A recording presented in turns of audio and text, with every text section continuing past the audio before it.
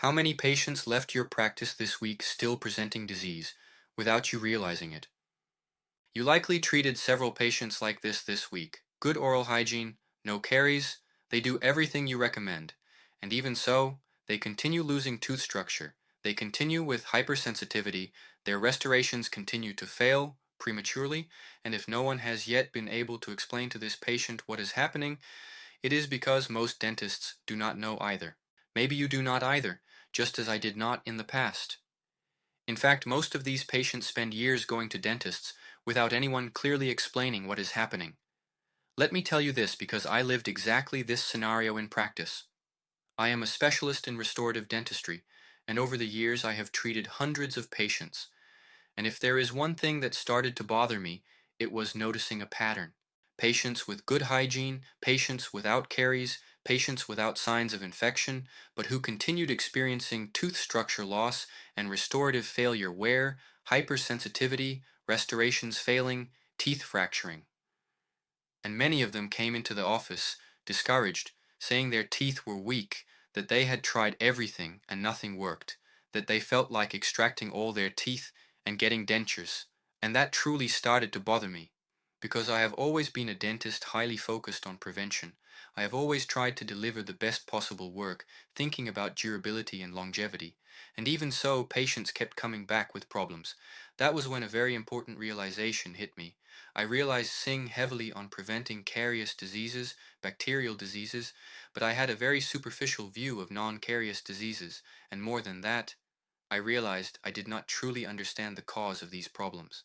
I started studying bruxism and occlusion more deeply, thinking the answer might be there.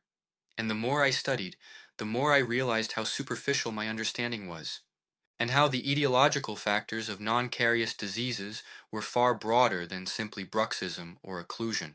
It was a major blow to my ego, because I had always studied a lot, always considered myself a well-prepared professional. But at that moment I realized there was an entire field I had not yet mastered.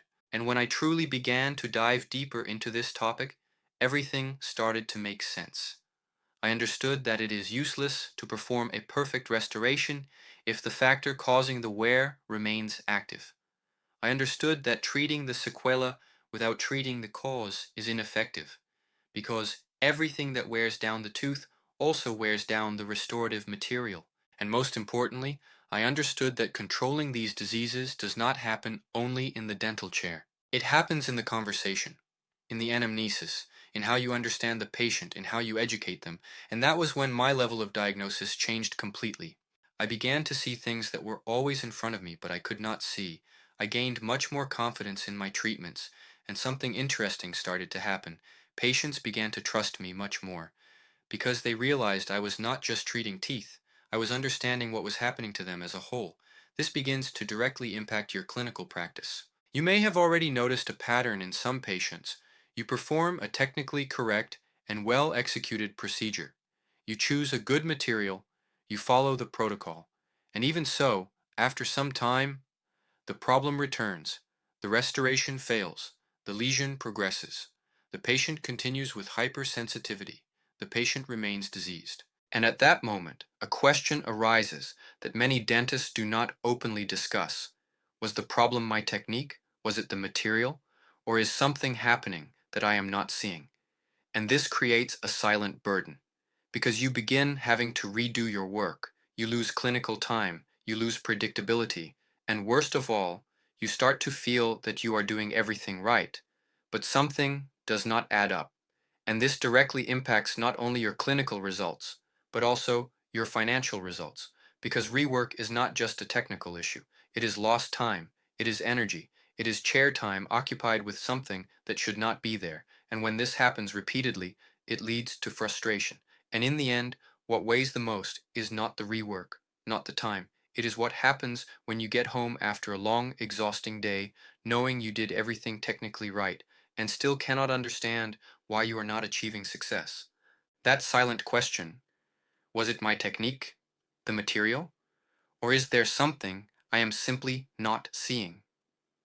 And the worst part is that this question does not go away. It stays.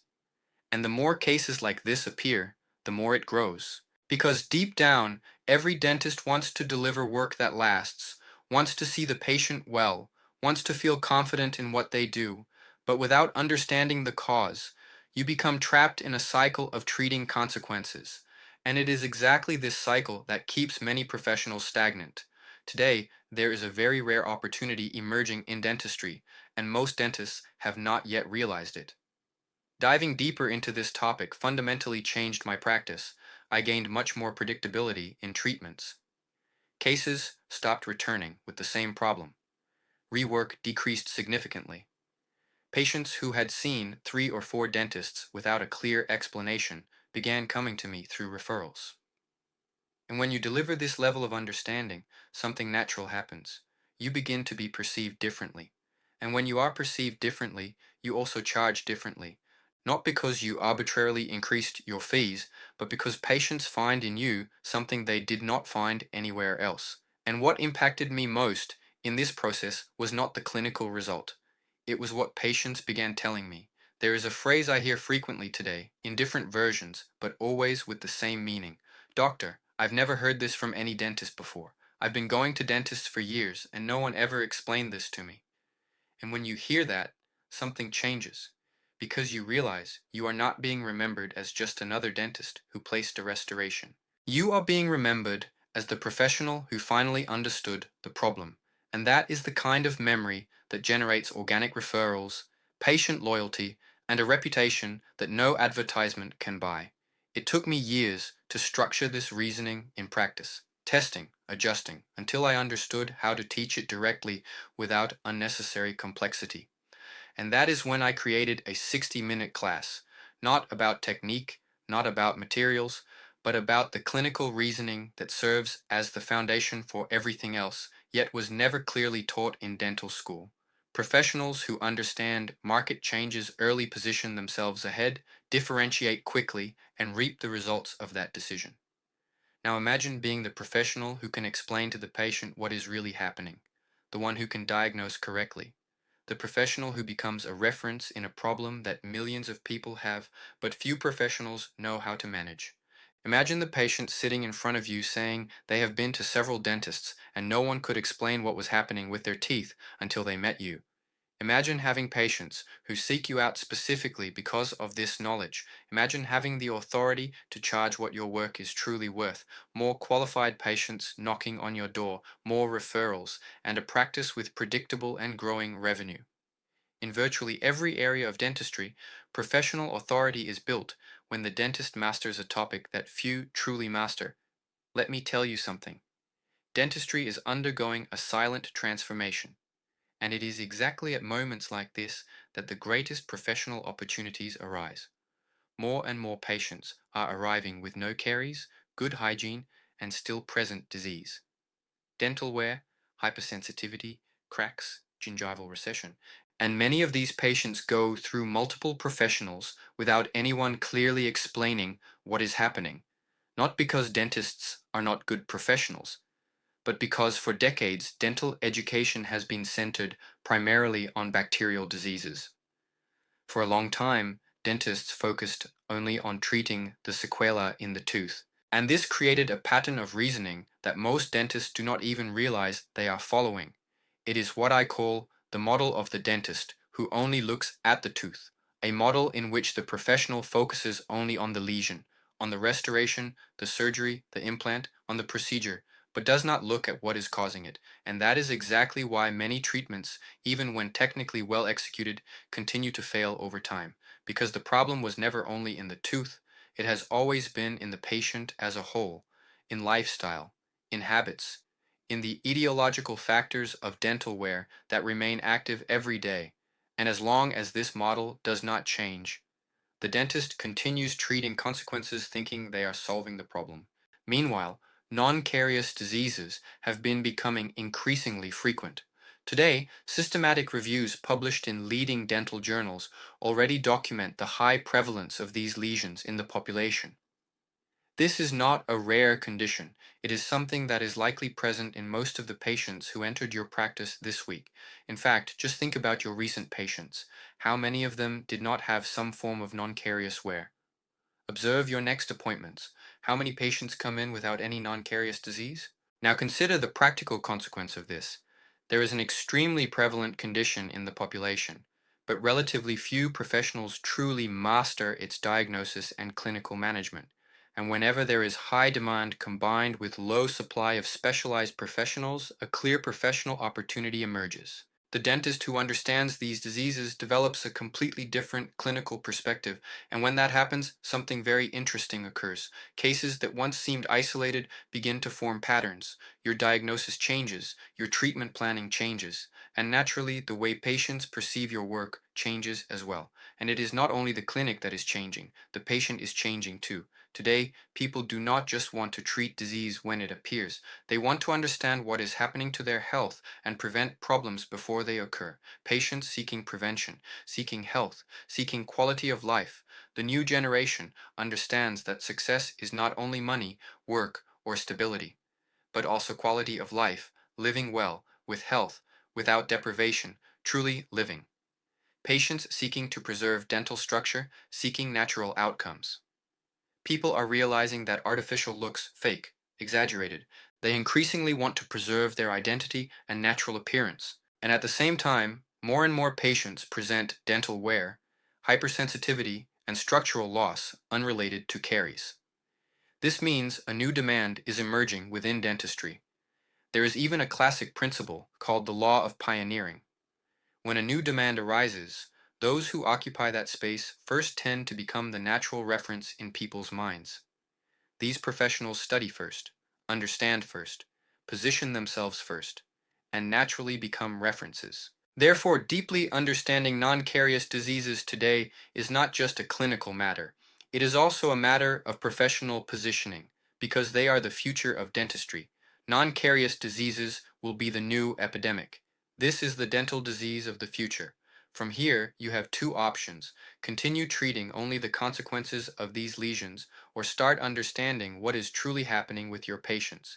You can ignore a rapidly growing condition and let other professionals stand out in your place.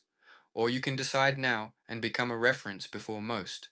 The problem was never your technique. The problem was never the material. The problem was the reasoning model. You were trained to look at the tooth, but not to investigate what is causing the wear. And without understanding the cause, there is no real prevention, no predictability, and no clinical longevity. Now, the good news is that this is not an unsolvable problem.